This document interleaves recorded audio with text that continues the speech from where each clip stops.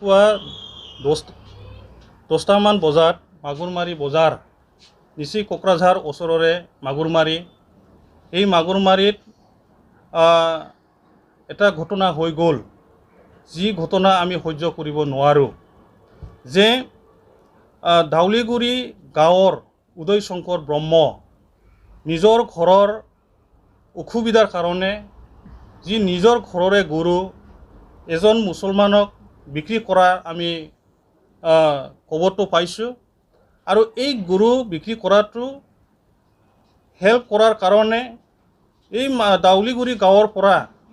মাগুৰমাৰী লৈ আহোঁতে মাগুৰমাৰী গাঁৱৰে ৰজত মণ্ডল আৰু কৌশিক মণ্ডল প্ৰণৱ বৰাই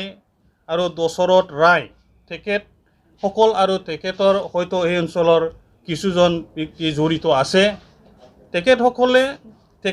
মেধা ব্ৰহ্ম আৰু মুক্তাৰ আলী তেখেতসকলক চোৰ সজাই পেলাই যি মানে মানৱতাৰহীন হোৱাটো আমি ছ'চিয়েল মিডিয়াৰ যোগেদি দেখিবলৈ পাইছোঁ নিশ্চয় আপোনালোকেও দেখিবলৈ পাইছে যি হাত ভৰি বান্ধি পেলাই খুঁটাত বান্ধি পেলাই তেখেতসকলক যেনেকৈ সাজা প্ৰদান কৰিলে যেনেকৈ মাৰ ধৰ কৰিলে কোনো পধ্যে আমি এইটো সহ্য কৰিব নোৱাৰোঁ ইয়াৰ কাৰণে কোকৰাঝাৰ থানা বা আমাৰ পুলিচ প্ৰশাসন SP মহোদয়ক আমি আপোনালোকৰ চেনেলৰ মাজেদি সেইটোৱে দাবী কৰিছোঁ অতি শীঘ্ৰে সেই ঘটনাৰ লগত জড়িত থকা ৰজত মণ্ডল কৌশিক মণ্ডল প্ৰণৱ বৰাই আৰু দশৰথ ৰায় আৰু তেখেতৰ টীম তেখেতসকলক আইনগতভাৱে যিসকলক মানে একেবাৰে খুঁটাত বান্ধি পেলাই যি শাসন কৰিলে এই ব্যক্তিসকলক আইনগতভাৱে একশ্যন ল'বৰ কাৰণে আমি কোকৰাঝাৰ জিলা নিখিল বড়ো ছাত্ৰ সন্থাই দাবী জনাইছোঁ কাৰণ যি ঘটনাৰ লগত জড়িত তেখেতসকলক যদি আমি সাজা নিদিওঁ অনাগত সময়বোৰত তেখেতসকলে কিছু নহয় কিছু ঠিক তেনেকৈ কিবা কিবি সজাই পেলাই মানুহবিলাকক এনেকুৱা মানে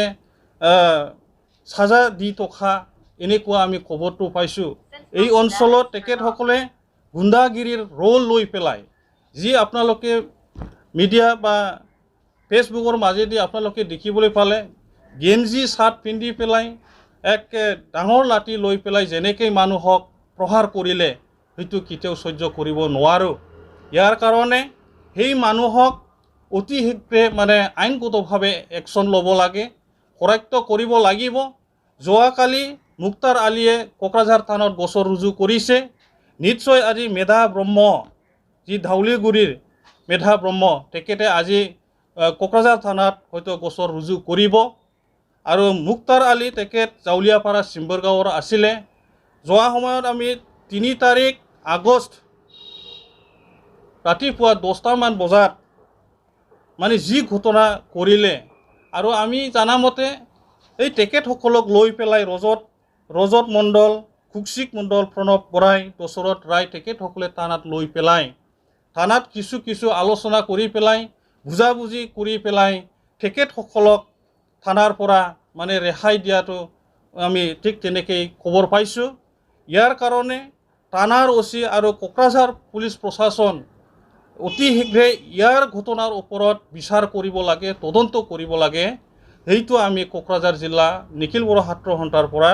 আমি দাবী জনাইছোঁ আৰু আহি থকা সময়ত যাতে এইবিলাক ঘটনা আৰু ঠিক তেনেকুৱা আমাৰ মানৱতাহীন এই ঘটনাবোৰ নহয় আমি কোকৰাঝাৰ জিলা নিখিল বড়ো ছাত্ৰ সন্থাৰ পৰা সকলোকে আমি আহ্বান কৰিছোঁ যাতে এনেকুৱা ঘটনা পুনৰাই কোকৰাঝাৰত হ'ব নোৱাৰে সেইটোকে আমি দাবী জনাইছোঁ।